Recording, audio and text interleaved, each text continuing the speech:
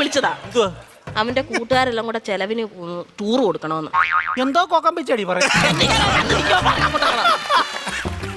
കൂട്ടുകാരെല്ലാം കൂടെ ടൂറിന് പോകുന്ന ചെലവിന് കൊടുക്കണമെന്ന്. കൂട്ടുകാർക്കെല്ലാം കൂടെ ചെലവിന് കൊടുക്കണം. ഞാൻ ഇവിടെ ഉണ്ടാക്കി വെച്ചേക്ക് വേണം. അതല്ലെന്ന് കുഞ്ഞിന് എന്തേലും കൈമണി കൊടുക്കാനെന്ന്. എവിടാ പോന്നെ? എവിടാടാ പോന്നെ? മൂന്നാറാ പോന്നെ. മൂന്നാർ എന്തോ കാണാൻ പോവാ അവൻ. ഇരിക്കാൻ പറ അവനോട്.